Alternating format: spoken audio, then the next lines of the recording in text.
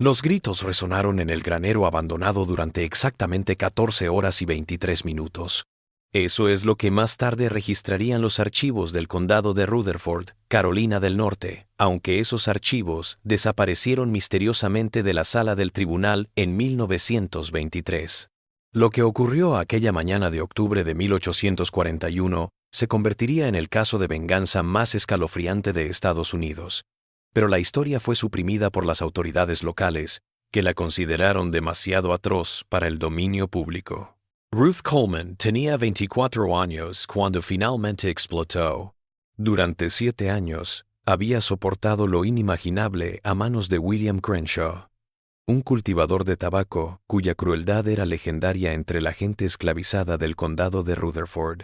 Pero lo que Ruth hizo a su amo en esas últimas horas dejaría helados incluso a los hombres más rudos que encontraron la escena días después. La verdad de lo que ocurrió en ese granero ha estado oculta durante más de un siglo y 80 años.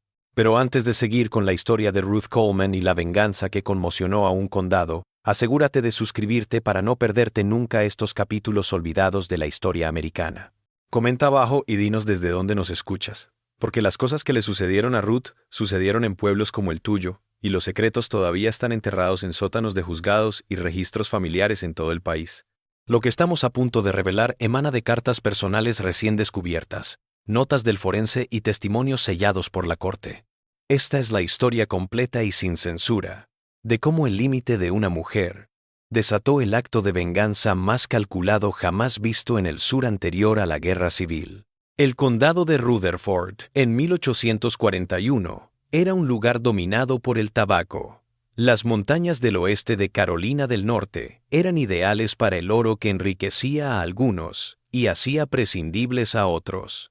Pequeñas granjas salpicaban el territorio, la mayoría trabajadas por esclavos que superaban en número a sus amos 3-1 en algunas áreas. Era un hervidero de tensión disfrazado de hospitalidad sureña. La granja Crenshaw estaba situada en un tramo de tierra especialmente aislado, a 7 millas del vecino más cercano. William Crenshaw había heredado la plantación de su padre en 1832, junto con 12 esclavos, y la reputación de ser lo que la gente de por allí llamaba amo severo. Pero aquellos que lo conocían sabían que William Crenshaw era más que exigente. A los 38 años, Crenshaw era un hombre amargado y furioso. Sus cosechas de tabaco siempre eran inferiores a las de sus vecinos. Sus incursiones en el algodón habían fracasado. Su esposa había fallecido en 1837, dejándolo solo con su rabia y su poder absoluto sobre las vidas de quienes poseía. 1,80 m de estatura, hombros anchos por años de trabajo físico, manos callosas de alguien que creía en guiar con el ejemplo y ojos grises que parecían buscar faltas en todo. Ruth Coleman había nacido en la plantación Crenshaw en 1817. Su madre, Sarah Coleman, era una empleada doméstica en la casa grande. La infancia de Ruth había sido normal para una niña esclavizada en Carolina del Norte. Pequeñas tareas, aprendiendo de su madre y tomando conciencia de su posición en el mundo. Pero todo cambió cuando cumplió 17 años y la esposa de William falleció. Sin una mujer que gobernara la casa, Ruth fue retirada del campo y llevada a la casa principal. Era lista, competente y, lamentablemente, justo el tipo de persona que llamaría la atención de la mente perversa de William Crenshaw. Ruth sabía leer. Le habían enseñado los niños Crenshaw antes de que empezaran la escuela. Podía calcular, inventariar y dirigir una casa con una eficiencia que debería haber sido apreciada. En cambio, se convirtió en otra fuente de resentimiento para Crenshaw. Los demás esclavos de la plantación habían aprendido a leer los humores de Crenshaw y a mantenerse fuera de su camino. El mayor de ellos, Moses, de 52 años, se había vuelto casi sobrenatural en la detección de la ira creciente de Crenshaw. En tales ocasiones, hallaba menesteres urgentes que alejaban a los otros de la casa principal, pero Ruth, en el interior, no tenía esa opción. El maltrato se inició con comentarios hirientes y exigencias imposibles. Ruth se quedaba horas frotando la plata solo para que le dijeran que estaba sucia. Cocinaba tal cual se le indicaba, solo para que le dijeran que usó demasiada o poca sal. Los insultos se hicieron más viciosos, más íntimos, denigrando no solo su trabajo, sino su inteligencia, su aspecto, su misma existencia. Pero la crueldad de William Crenshaw era calculada. Nunca le pegaba a Ruth en un lugar donde se notara cuando llegaba gente. Nunca le maltrataba las manos, que necesitaba para trabajar. En cambio, ideó un método de castigo que la mantenía funcional, pero siempre consciente de su dominio. Una patada en el bajo de la espalda, que la dejaba dolorida por días. Un brazo torcido que le punzaba cada vez que levantaba algo pesado. Bofetadas en los hombros que ardían, pero no dejaban marcas permanentes. La tortura mental era peor. Crenshaw le prometía a Ruth pequeñas libertades, solo para luego quitárselas. Le decía que podía ver a su madre, y cambiaba de opinión cuando ya iba a los barracones de esclavos. Le daba de comer mejor, para después obligarla a ver cómo se lo daba a sus perros. Era como si estuviera estudiando sus respuestas, aprendiendo qué ilusiones podía avivar y destruir para obtener el máximo efecto emocional. Su madre, Sarah, había fallecido en el invierno de 1840, y con su muerte, Ruth perdió lo último que tenía de familia o consuelo. Estaba sola en la casa principal con un hombre cuya crueldad parecía aumentar con cada mes que pasaba. Los demás esclavos de la plantación estaban al tanto de lo que ocurría, pero también sabían que cualquier intervención empeoraría las cosas para todos. Para la primavera de 1841, Ruth había cambiado. Su sonrisa característica había desaparecido. Se movía por el día en una eficiencia mecánica, su expresión una máscara cuidadosa. Se había vuelto intuitivo para ella predecir los estados de ánimo de Crenshaw, reconocer las señales de que se acercaba una golpiza, y colocarse de manera que sus golpes aterrizaran en áreas de su cuerpo que se curarían rápidamente. Pero algo más estaba ocurriendo. Ruth estaba aprendiendo a odiar con una limpieza, una concentración que la asustaba.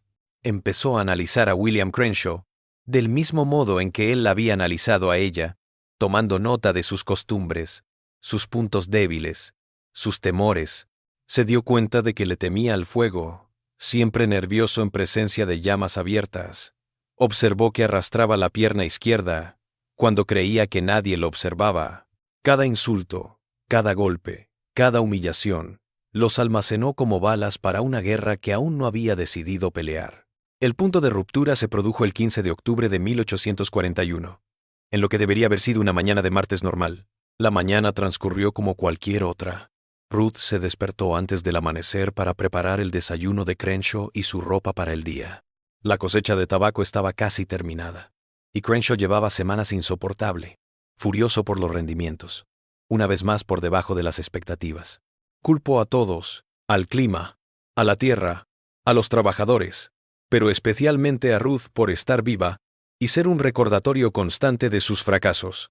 Ruth había aprendido a desplazarse en silencio por la casa.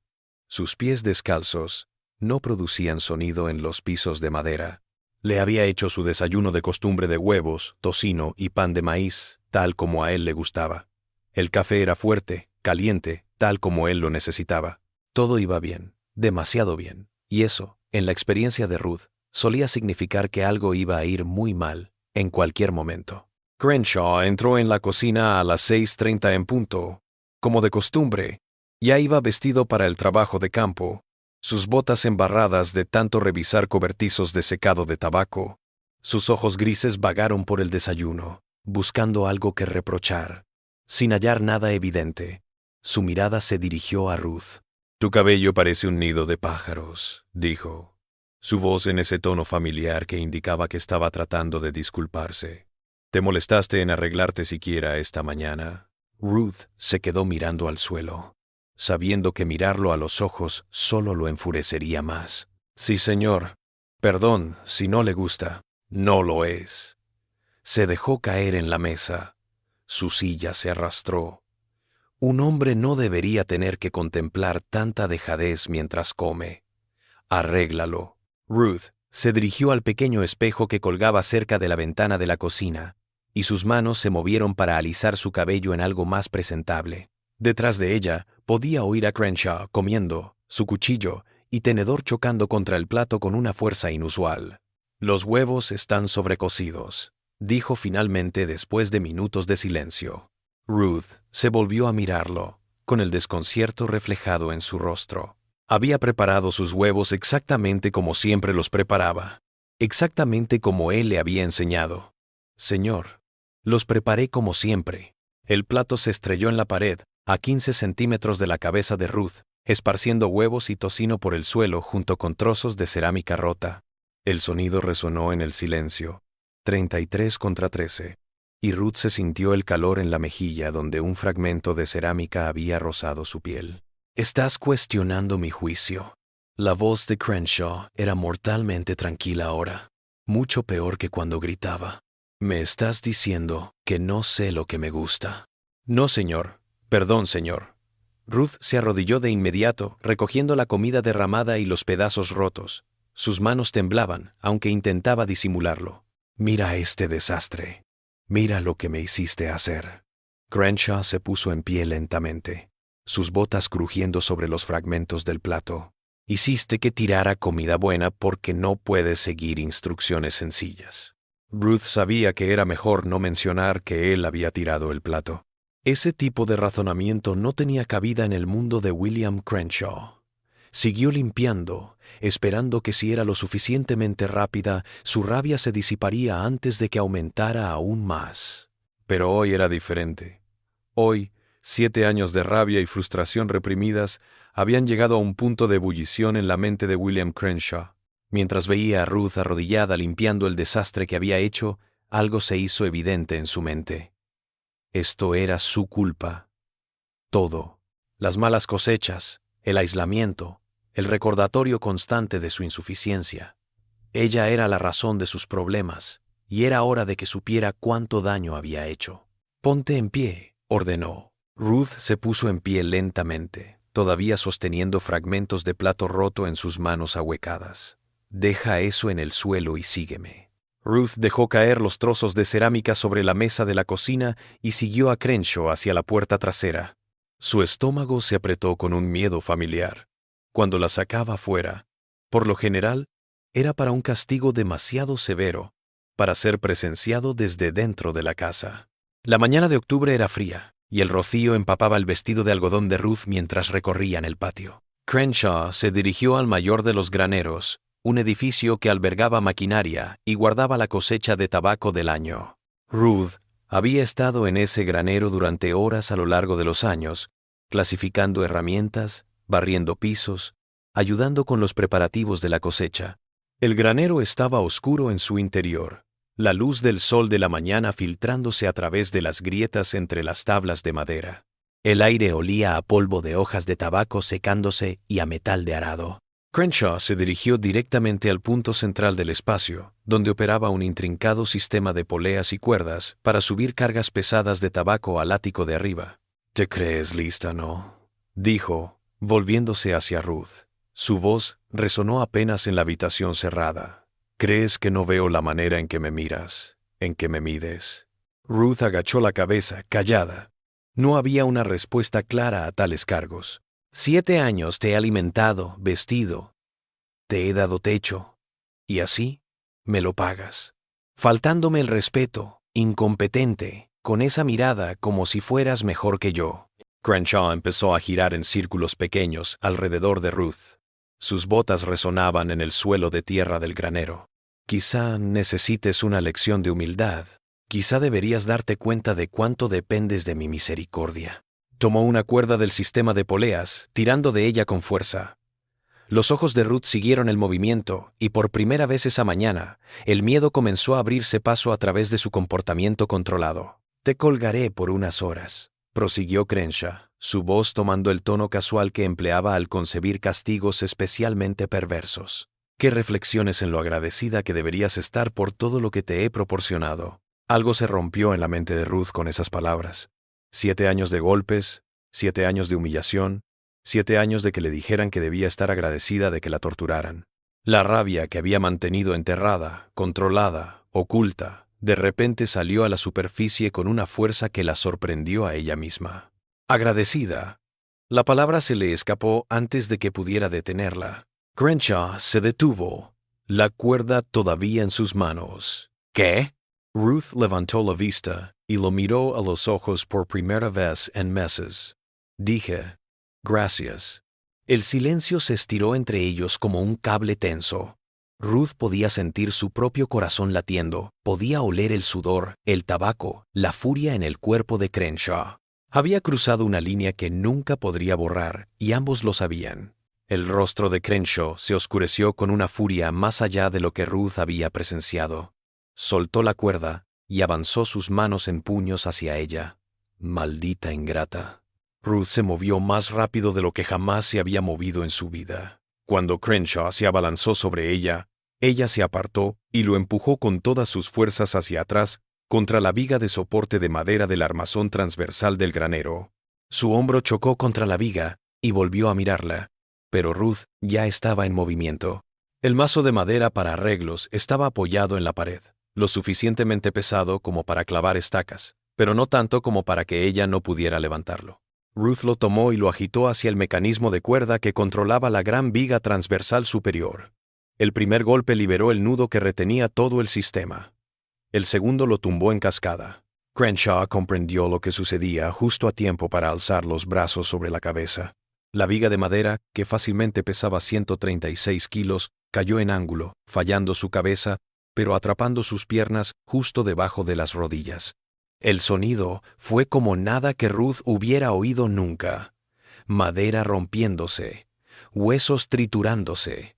El grito agonizante de William Crenshaw que pareció alargarse para siempre. Cuando el polvo se disipó y los ruidos se desvanecieron, William Crenshaw se encontraba inmovilizado bajo la viga caída, sus piernas retorcidas en ángulos que hicieron que Ruth se revolviera el estómago. Pero estaba consciente. Sus ojos grises abiertos por el shock y el dolor mientras la miraba. «¡Ayúdame!», susurró, su voz apenas audible. Ruth se quedó inmóvil durante un largo rato, el mazo todavía en sus manos, observando al hombre que la había atormentado durante 7 años. Algo se había roto en el momento en que cayó la viga. El equilibrio de poder que había marcado toda su vida adulta se había roto. «¡Ayúdame!», repitió Crenshaw, su voz elevándose esta vez, el pánico arrastrándose en su tono mientras intentaba inútilmente mover la viga de sus piernas. Ruth dejó la baraja a un lado y se acercó a donde él estaba tumbado. Su voz era tranquila, casi casual. «¿Te ayudo?» «Sí, por favor. Podemos. Podemos solucionarlo. Puedo cambiar. Puedo cambiar. Lo prometo». Ruth se arrodilló a su lado, lo suficientemente cerca como para que pudiera verla. Por primera vez en 7 años, William Crenshaw la estaba mirando como si fuera una persona cuya opinión le importara. «No creo que lo haga», dijo en voz baja. La mirada esperanzada de Crenshaw se desvaneció, reemplazada por algo más: comprensión, miedo. La comprensión de que su vida ahora estaba en manos de alguien que tenía todas las razones para desearlo muerto. Y ahí empezó la venganza de Ruth Coleman. Lo que ocurrió a continuación en ese granero perseguiría a las pocas personas que llegaron a conocer la verdad por el resto de sus días. Pero para apreciar lo que hizo Ruth, hay que saber lo que esos 7 años de tortura le habían enseñado sobre el dolor y cómo infligirlo con precisión quirúrgica. William Crenshaw había sido un maestro en tortura mental, y Ruth había sido su alumna cautiva. Había aprendido que el dolor físico se desvanecía, pero la esperanza y la desesperación juntas podían quebrar a una persona. Había aprendido que la espera era peor que el golpe. Había aprendido que las pequeñas amabilidades situadas en el momento preciso podían hacer que las atrocidades posteriores fueran mucho más devastadoras. Ahora, con Crenshaw atrapado debajo de la viga, Ruth tenía un conocimiento que nunca deseó, pero que emplearía con exactitud metódica. «Mis piernas», jadeó Crenshaw. Su respiración se volvió más pesada a medida que el shock se asentaba. «No siento las piernas». Ruth observó la escena con la misma atención que una vez había puesto en cocinar sus comidas a la perfección. La viga le había aplastado las 2 piernas por debajo de las rodillas, pero el peso se había repartido de tal manera que aunque los huesos estaban rotos, no corría peligro inmediato de morir desangrado. La viga estaba encajada contra otras partes del granero y no podía moverla sola. «Están rotas», dijo ella, con naturalidad. «Ambas. Fracturas múltiples, supongo. Tienes que conseguir ayuda». Ve a buscar a Moisés. Encuéntralos. Pueden quitarme esto de encima.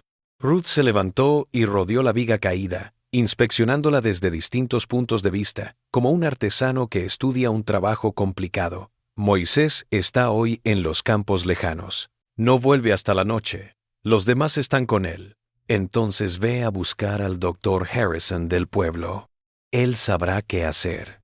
Son casi 15 millas ida y vuelta, dijo Ruth, su lento circuito alrededor de la viga continuando. A pie tardaría un día entero. Toma el caballo. Agarra lo que quieras. Solo ve a buscar ayuda. Ruth se detuvo y volvió a mirarlo. ¿Sabes qué? En 7 años nunca me has dicho por favor cuando no estabas agonizando. Es increíble lo rápido que eso cambia cuando las cosas se dan vuelta. La cara de Crenshaw estaba pálida ahora, el sudor empapando su frente a pesar del aire fresco de la mañana. Ruth, por favor, lo que sea que pienses que hice, lo que sea que creas que has hecho. La voz de Ruth se mantuvo baja, pero había algo debajo de ella ahora que hizo que Crenshaw se callara. Dime, amo Crenshaw, ¿sabes lo que creo que has hecho? Creo que me rompiste 3 costillas. Creo que me has dislocado el hombro 2 veces. Creo que me has dejado más moretones de los que podría contar en 7 vidas.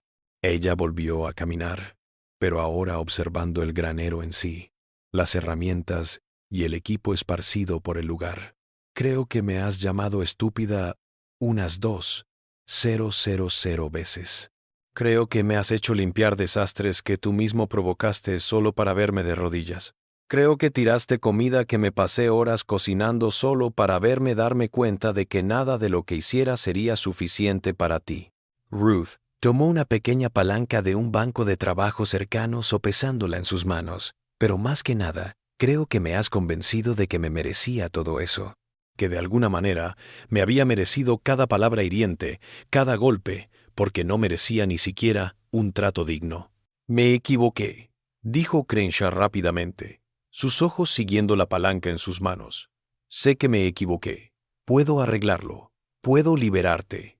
Puedo darte dinero, tierras, lo que sea. Ruth se rió, una risa sin humor. ¿Mi libertad? ¿Crees que puedes darme la libertad?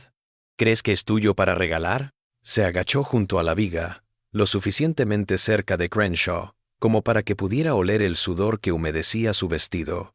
Le voy a contar una historia. Amo Crenshaw, sobre una niña que pensaba que si era lo suficientemente buena, lo suficientemente inteligente, lo suficientemente complaciente, tal vez el hombre que la tenía en su poder la trataría bien. ¿Quieres oír hablar de esa niña? Crenshaw asintió, aunque el gesto pareció dolerlo. Esa niña se esforzó, prosiguió Ruth, su voz tomando un tono casi cantarino. Aprendió a leer, creyendo que eso la haría útil. Aprendió a cocinar, a limpiar, a gobernar una casa mejor que la mayoría de las mujeres libres. Nunca le respondió, nunca se quejó, nunca exigió nada más que lo necesario para sobrevivir. Ruth apoyó la palanca contra una parte de los escombros cerca de la pierna izquierda de Crenshaw. No la viga en sí, sino trozos más pequeños de madera y metal que se habían desprendido cuando la estructura principal se derrumbó. ¿Y sabes qué pasó con esa niña, amo Crenshaw? Ruth, por favor. Aprendió que nada de eso importaba. Descubrió que para algunos su mera presencia era una ofensa que merecía castigo. Comprendió que su inteligencia era peligrosa, su habilidad vergonzosa y su esperanza algo que debía ser destruido sistemáticamente. Ruth accionó la palanca y trató de mover los escombros, pero en vez de abrir un camino para liberar a Crenshaw, lo estaba enterrando vivo. Cada pieza de madera y metal que liberaba la volvía a colocar para cargar y presionar otras partes de sus piernas atrapadas. Así que esa niña murió, continuó Ruth, como si estuviera hablando del tiempo. Murió lentamente durante 7 años, hasta que no quedó más que alguien que sabía cuánto daño puede hacer una persona a otra. La respiración de Crenshaw se volvió más errática a medida que el peso adicional comenzaba a hacer efecto. El dolor se estaba intensificando, pero el reposicionamiento de Ruth había sido suficiente para que no hubiera riesgo inmediato de cortar ningún vaso sanguíneo importante. El punto es, dijo Ruth, sentándose sobre sus talones y admirando su obra, aprendí de los mejores. Aprendí de alguien que sabía que la espera del dolor es peor que el dolor. Alguien que conocía el poder de la esperanza cuando se la manipulaba como un arma. Se puso en pie de nuevo y se dirigió a otra parte del granero, regresando con un pequeño cubo de madera y un cucharón. «Te voy a traer agua», dijo. «Vas a estar aquí un rato, y no quiero que te mueras de sed antes de que terminemos. Acabemos con que...» Ruth sumergió el cucharón en el cubo y se lo acercó a la boca de Crenshaw. Este bebió con avidez. El agua estaba fría y limpia, y por un instante una gratitud sincera brilló en sus ojos. «Dejar de estudiar», dijo ella, retirando el cucharón. «Sabes, durante 7 años me has estado mostrando el poder, lo que ocurre cuando alguien tiene el control absoluto sobre la vida de otra persona. Era buena alumna, amo Crenshaw, la mejor alumna que jamás hayas tenido». Ella empujó el cubo fuera de su alcance, pero lo suficientemente cerca como para que él pudiera verlo. «Ahora es tu examen final. Meresaon». Ruth nos había mostrado lo que creíamos que era la extensión de su metamorfosis de víctima a victimario, pero lo peor estaba por venir. Si esta historia te dio escalofríos, comparte este video con alguien que ame los enigmas históricos oscuros. Dale like para apoyar más contenido como este, y suscríbete para no perderte nunca historias que exponen la oscuridad del pasado de Estados Unidos. Averigüemos qué tenía en mente Ruth para el hombre que la había atormentado durante 7 años. El sol de la mañana se había elevado más en el cielo, arrojando rayos a través de las grietas en las paredes del granero y revelando las partículas de polvo que giraban en el aire alrededor de Ruth y su cautivo atormentado. Lo que siguió sería más tarde caracterizado en documentos judiciales sellados como una campaña calculada y sin piedad de crueldad sistemática sin paralelo en los registros de esta jurisdicción. Ruth se había sentado en un pequeño taburete de madera a unos 6 pies de donde Crenshaw estaba atrapado bajo la viga. Desde allí podía observar su rostro, controlar su estado y mantener la que parecía ser una distancia segura de cualquier movimiento desesperado que pudiera hacer para alcanzarla. «He imaginado este momento durante años», dijo, su voz del mismo tono casual que podría usar para hablar de asuntos del hogar. «No aquí, desde luego. Nunca pensé que te tendría tan vulnerable.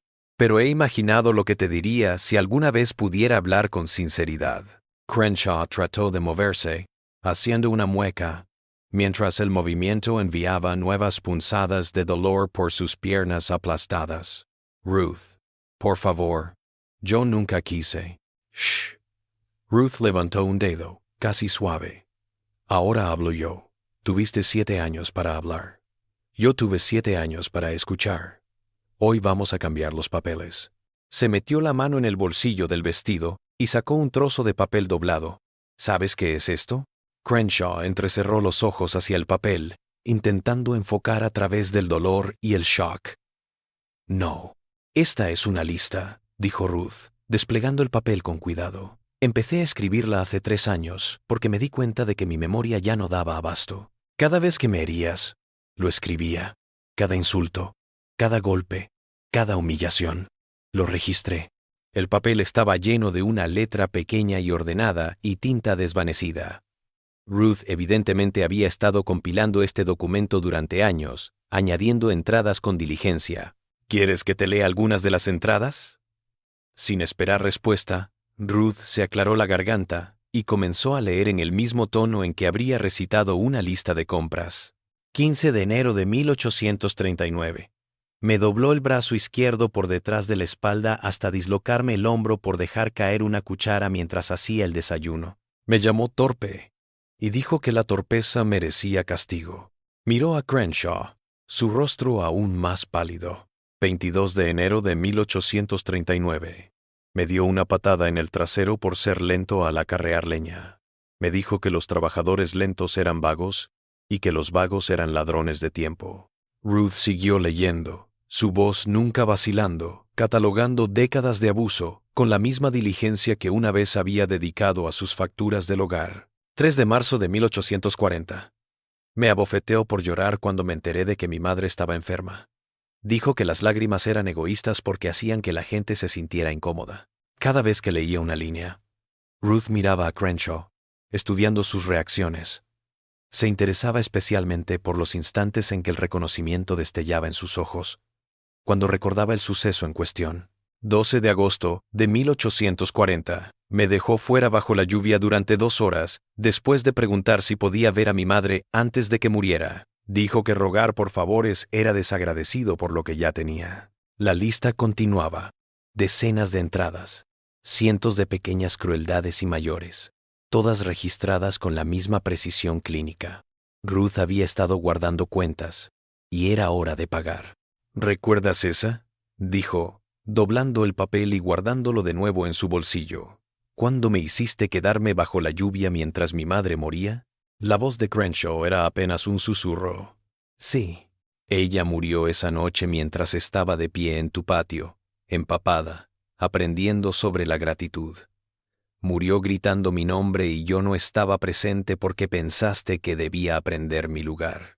Ruth se puso en pie en el taburete y se dirigió a una esquina del granero, donde colgaban diversas herramientas agrícolas en ganchos en la pared.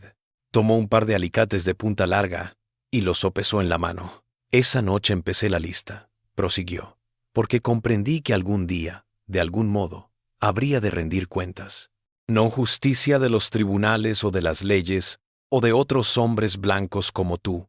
Justicia verdadera, justicia personal. Volvió a su lugar al lado de Crenshaw, los alicates colgando sin apretar en su mano derecha.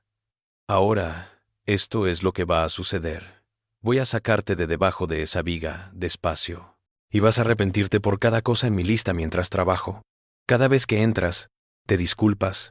Una disculpa de verdad, reconociendo lo que hiciste y por qué estuvo mal. La esperanza brilló en los ojos de Crenshaw. Sí, claro, me arrepentiré de todo. Lo siento, Ruth. Lo siento mucho por todo. Ruth sonrió. Era de alguna manera más aterrador que su rabia. Oh, eso no es como funciona, dijo en voz baja. Sabes, aprendí de ti que las disculpas forzadas no son disculpas en absoluto. Son solo cosas que la gente dice para que el dolor se detenga. Me lo enseñaste cuando me obligabas a pedir perdón por cosas que no eran mi culpa. Empezó a manipular los alicates, atrapando trozos de escombros cerca de las piernas de Crenshaw, pero en lugar de retirarlos, los estaba moviendo, apretando en algunos puntos, ofreciendo un mínimo alivio en otros. No, tus disculpas deben ser merecidas. Por cada nombre en mi lista, tienes que sentir lo que me hiciste sentir a mí. Eso está bien, ¿no? Los ojos de Crenshaw se abrieron al darse cuenta de lo que Ruth había planeado. No puedes, Ruth. No puedes hacer esto. Esta no eres tú. Esta no eres tú. Tienes razón, asintió Ruth sonriendo. Esta no era yo. Pero me gastaste 7 años, enseñándome a ser alguien más. Me mostraste durante 7 años cuánto daño puede hacer una persona a otra. Pensabas que no estaba escuchando. Reajustó los alicates y apretó sobre un fragmento afilado de metal que estaba clavado en la pierna derecha de Crenshaw. No lo suficiente como para infligir daños permanentes, pero lo suficiente como para enviar otra ronda de agonía a través de su ya abusado sistema nervioso.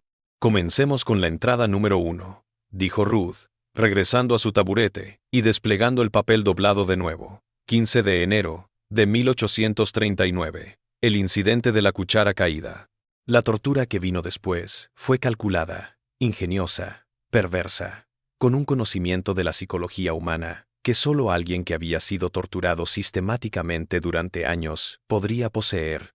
Ruth había aprendido no solo sobre el dolor físico, sino sobre la crueldad específica de la esperanza repetidamente ofrecida y retirada, sobre la dignidad despojada sistemáticamente, sobre la guerra psicológica que puede destruir a una persona más completamente que cualquier ataque físico. Para cada elemento de su lista, Ruth creó lo que llamó una lección correspondiente. El hombre que le había retorcido el brazo hasta dislocarle el hombro tenía el suyo atrapado bajo escombros en un ángulo que ejercía una presión insoportable. El hombre que la había pateado en la espalda por ser demasiado lenta aprendió lo que era estar completamente inmovilizado cuando más necesitaba huir. Pero la mayor invención malvada de Ruth fue el agua. Cada media hora, como un reloj, acercaba el cucharón a los labios de Crenshaw y le daba de beber. El agua siempre estaba fría, siempre limpia, siempre justo lo que su cuerpo necesitaba desesperadamente. Y cada vez que él bebía agradecido, ella le decía que su colaboración le estaba mereciendo esa gracia, ¿Ves cuánto mejor pueden ser las cosas si nos tratamos con respeto?, decía su voz suave y amorosa. Así es la bondad, amo Crenshaw. Así deben tratarse los seres humanos. Entonces, ella volvía a su tortura metódica. Y Crenshaw se daba cuenta de que el agua no había sido amable en absoluto, sino solo otra forma de tortura psicológica, para hacer que la crueldad posterior fuera más devastadora. Las horas se arrastraron, y Ruth fue tachando la lista con diligencia. Cada artículo era leído en voz alta, se aplicaba la lección, y se juzgaba la sinceridad de cada disculpa arrancada. Las disculpas insuficientes de Ruth significaban que esa lección en particular se repetiría hasta que Crenshaw mostrara un arrepentimiento adecuado. No creo que comprendas por qué estuvo mal dejarme bajo la lluvia mientras mi madre moría, dijo Ruth tras una disculpa insuficiente. Déjame ayudarte a aclararlo. Ella había aprendido que Crenshaw le tenía miedo a los insectos, algo que había logrado mantener en secreto durante sus años juntos. El granero estaba infestado de arañas, escarabajos y otras criaturas que podían ser inducidas a vagar cerca de su cara y sus manos. Ruth explotó esta información con precisión quirúrgica, sin llegar nunca a causar daños reales, pero dejando un rastro de terror y disgusto a su paso. Mi madre también tenía miedo, murmuró Ruth, mientras conducía una araña excepcionalmente grande por la frente de Crenshaw. Tenía miedo de morir sola, miedo de haberme olvidado de ella, miedo de que su vida no le importara a nadie. ¿Puedes imaginar ese miedo? Para el mediodía, Crenshaw se estaba desmoronando por completo. El dolor físico, la tortura mental, la aniquilación de la esperanza, todo se había combinado para convertirlo en una criatura de desesperación. Suplicaba, juraba, prometía, lo que no podía dar. Pero Ruth había aprendido de un sabio que la desesperación hacía jurar cualquier cosa y que los juramentos arrancados por fuerza no tenían valor. Por favor, su voz ronca por horas de gritos y súplicas. Por favor, cualquier cosa. Te liberaré. Los liberaré a todos. Te voy a dar dinero. Le ayudaré a ir al norte. Nunca volveré a lastimar a nadie. Solo detente, por favor. Ruth detuvo lo que estaba haciendo y lo miró con lo que podría haber sido piedad en otra persona, pero había algo mucho más frío en sus ojos. ¿Sabes a qué te pareces?, dijo ella. Eres como yo hace 7 años, cuando te suplicaba que dejaras de herirme. ¿Recuerdas lo que me dijiste ese día? Los ojos de Crenshaw estaban abiertos por el horror y el dolor, pero ella podía ver que recordaba. Me dijiste que suplicar era indigno. Me dijiste que resignarme con elegancia sería mejor que rogar por una misericordia que no merecía. Me dijiste que el dolor era un maestro y que debía agradecerle por enseñarme. Ruth se levantó y se alisó el vestido, un gesto tan ordinario, tan familiar, que parecía obsceno en lo que estaba haciendo. Así que te voy a dar el mismo consejo que me diste. Acepta tu destino con dignidad. Amo Crenshaw. Agradece las enseñanzas que recibes y deja de suplicar como indigno. El sol de la tarde se hundía, alargando las sombras a través del granero. Ruth llevaba más de 8 horas y solo iba por la mitad de la lista, pero no mostraba signos de cansancio o disminución en su determinación. En cualquier caso, estaba alimentada por el trabajo, como si cada disculpa arrancada y cada minuto del dolor de Crenshaw estuvieran alimentando algo hambriento dentro de ella durante 7 años. Vamos bien, dijo, revisando su lista. Solo quedan 43 entradas más. Deberíamos de estar de vuelta antes de medianoche. Crenshaw había dejado de responder con sentido horas atrás. Entraba y salía de la conciencia. Su cuerpo entraba en shock por trauma físico y tortura psicológica. Pero Ruth también había aprendido las señales y cada vez que parecía que se desvanecía, le daba el estímulo necesario para recuperarse. «Quédate conmigo», decía, su voz tomando el tono que una vez había empleado para cuidarlo en enfermedades menores. «Aún no hemos terminado. No puedes irte hasta que te hayamos educado». Pero algo también estaba cambiando en Ruth. Torturarla estaba despertando algo dentro de ella, que había permanecido dormida, o que tal vez nunca había existido hasta hoy. Se sorprendió a sí misma analizando las reacciones de Crenshaw con curiosidad científica, anotando mentalmente qué técnicas parecían funcionar mejor, qué combinaciones de presión física y mental generaban los resultados más interesantes. «¿Sabes?», dijo en una de sus pausas regulares para beber agua, Antes no entendía por qué te gustaba tanto herirme. Siempre lo atribuí a enojo o frustración, alguna enfermedad. Pero no es eso, ¿verdad? Se arrodilló junto a la cabeza de Crenshaw, lo suficientemente cerca como para oler el sudor y la determinación en su piel. Es control. Es cuando alguien se da cuenta de que su vida entera está en tus manos. Es hacerles ver que nada de lo que digan o hagan cambiará su situación, a menos que tú cambies.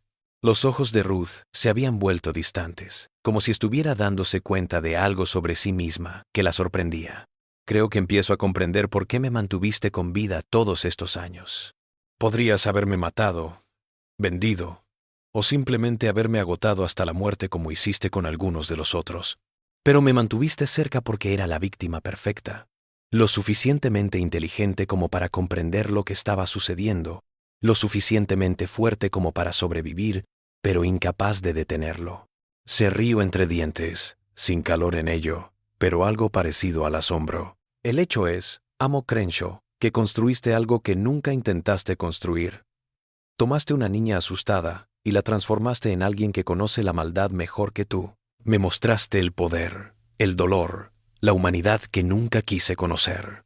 Ruth se puso en pie y se dirigió a la puerta principal del granero, observando los campos donde los demás esclavos seguían trabajando ajenos a lo que ocurría en el interior del granero. Volverían al anochecer como siempre, y esperarían a su amo en la casa principal y a Ruth cocinando la cena. No van a venir por ti, dijo, girándose hacia Crenshaw. Moisés sabe que es mejor dejarme en paz cuando me estás castigando. Se han acostumbrado a mantenerse alejados cuando oyen ruidos en el granero. La verdad de la afirmación golpeó a Crenshaw con horror renovado. Durante años, su maltrato hacia Ruth había sido un secreto a voces entre la gente esclavizada. Todos sabían lo que estaba pasando, y todos habían aprendido a esfumarse cuando sucedía. Su soledad era absoluta.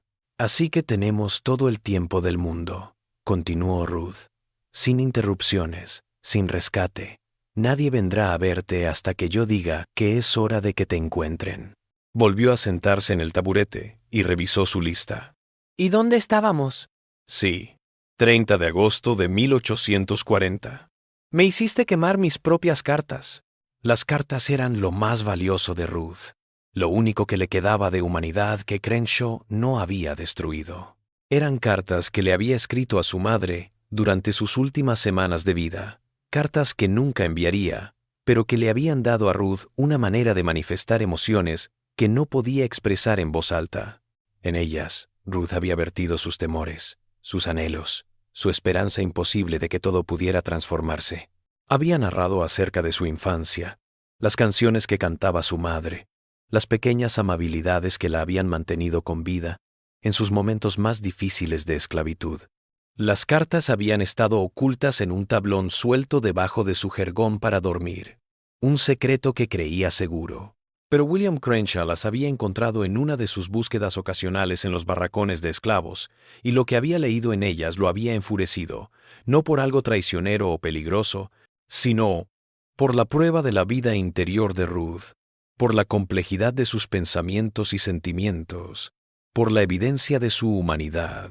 Aquella mañana de agosto de 1840, él la había obligado a hacer una hoguera en el patio trasero de la casa principal. Luego, una por una, la había forzado a quemar sus cartas mientras leía extractos en voz alta con burla. Mi buena madre, había recitado en una imitación aguda de la voz de Ruth. Soñé que caminábamos juntas por los campos detrás de nuestra vieja cabaña, mostrándome los nombres de las flores silvestres, como solías hacer cuando era niña. Se había reído mientras el papel ardía y se convertía en cenizas. ¡Qué conmovedor! ¡Qué La esclava se cree poeta. Cada carta había tardado minutos en quemarse por completo, y Crenshaw se había asegurado de que Ruth viera cada segundo de su destrucción. Meses de sus pensamientos, sus recuerdos, sus conversaciones privadas con el fantasma de su madre moribunda, todo reducido a cenizas mientras él explicaba la tontería de los esclavos que creían tener derecho a sus propios pensamientos. ¿Sabes cuál fue tu mayor error?, había dicho Crenshaw mientras la última carta se desvanecía en la nada. Olvidaste quién eres. Comenzaste a verte como una persona en lugar de como una posesión. Estas cartas lo prueban. Toda esta payasada sentimental complaciente. No eres tú. Ahora, 7 años más tarde, Ruth miró a su torturador y sonrió. ¿Recuerdas lo que dijiste cuando me obligaste a quemar mis cartas? La voz de Crenshaw era apenas un susurro. Basta, por favor. Dijiste que el problema con la gente como yo era que no recordábamos nuestro lugar. Dijiste que necesitábamos recordatorios constantes de lo que éramos y no éramos. Ruth se metió la mano en el bolsillo y sacó un manojo de papeles. Pero sabes, nunca dejé de escribir cartas. Simplemente me hice mejor en ocultarlas. Las hojas en sus manos estaban escritas con la misma letra ordenada que había llenado su lista de quejas. Pero esto era algo diferente. Eran cartas para William Crenshaw, cartas que había estado escribiendo durante 3 años mientras su odio se había solidificado en algo parecido a un plan. «Déjame que te lea una», dijo Ruth, desdoblando la hoja superior. «Esta está sellada la semana pasada». Se aclaró la garganta y comenzó a leer en el mismo tono conversacional que había empleado para todo lo demás del día. «Querido amo Crenshaw, hoy me pateaste por tirar harina mientras amasabas tu pan. Mientras limpiaba el desastre, fantaseé con tenerte a mi merced, suplicando por clemencia que podría conceder o negar. Imaginé tus ojos cuando te dieras cuenta de que tu vida estaba en mis manos». Ruth levantó la vista de la misiva y se topó con la mirada horrorizada de Crenshaw. «Quise hacerte pedir perdón por cada palabra hiriente, cada golpe, cada lágrima que derramaste sobre mí.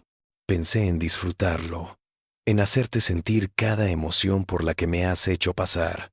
Miedo, desesperación, humillación, dolor y sobre todo, el horror de saber que nada de lo que digas o hagas cambiará tu situación a menos que yo lo permita».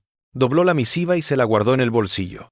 «Verá, amo Crenshaw, cuando escribí esa carta, era solo una fantasía, solo una manera de conservar la cordura un día más de tu tortura. Nunca pensé que podría hacerlo realidad». Ruth se levantó y fue a buscar la palanca que había dejado horas atrás. Sus manos estaban firmes cuando la levantó. Pero estamos aquí, y la realidad es mejor que la fantasía jamás lo fue. La última parte de la venganza de Ruth fue la más calculada hasta el momento. Empezó a quitar con cuidado los escombros que había estado colocando durante horas alrededor de las piernas de Crenshaw. Pero en vez de liberarlo, cada movimiento no hacía sino crear nuevos puntos de presión, nuevas agonías, al desplazarse el peso de la viga y apoyarse en formas distintas.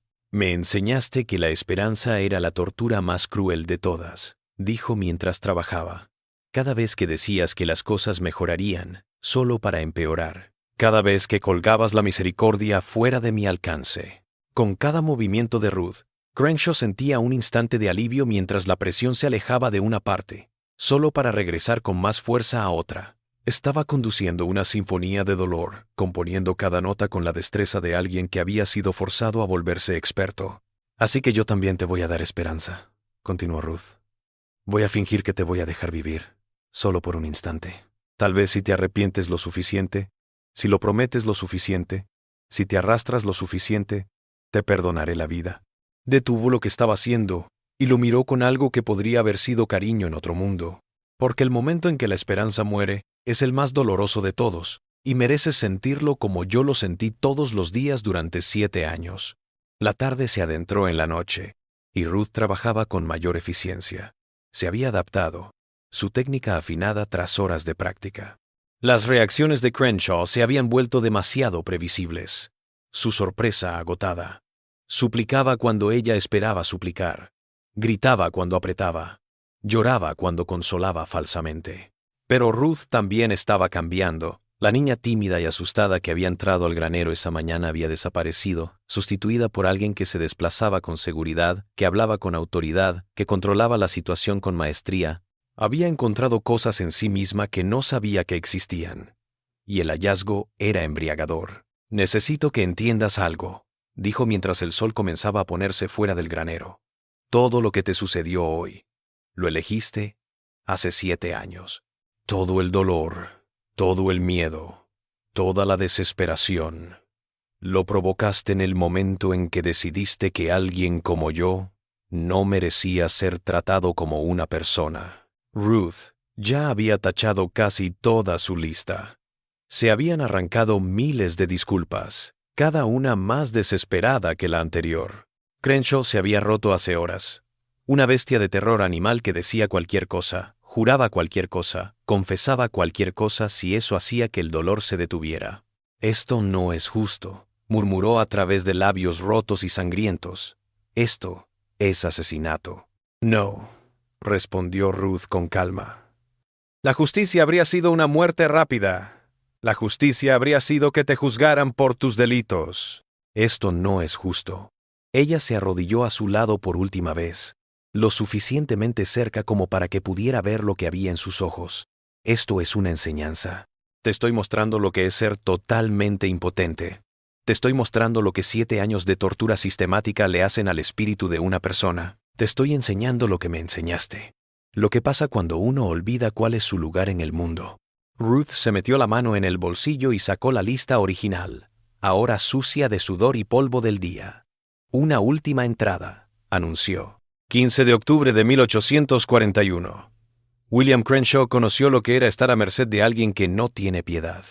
Anotó las palabras al pie de la página, su escritura tan limpia como la de todas las demás entradas de los últimos 3 años.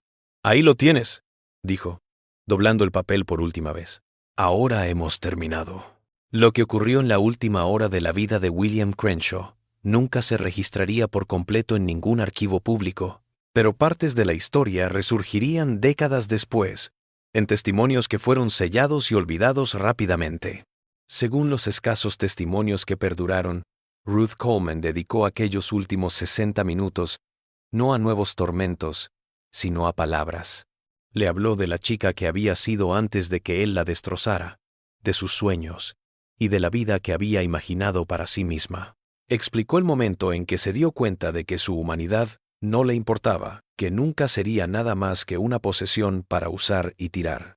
Explicó cómo esa comprensión la había dejado vacía por dentro, abriendo la posibilidad de que algo más creciera en su interior. Me hiciste, dijo mientras la noche se cerraba alrededor del granero. La persona que soy hoy, la persona que pudo hacer lo que hice hoy, te pertenece tanto como a mí. Tomaste a una niña asustada y la convertiste en alguien capaz de esta clase de crueldad calculada. Deberías estar orgulloso. Es probablemente el mejor proyecto que hayas hecho nunca. La respiración de Crenshaw se volvió más pesada, sus momentos de lucidez más breves, y Ruth dio los toques finales a los escombros alrededor de sus piernas. El equilibrio que lo había mantenido con vida todo el día se desplazó lentamente, dejando caer todo el peso de la viga sobre su pecho y abdomen.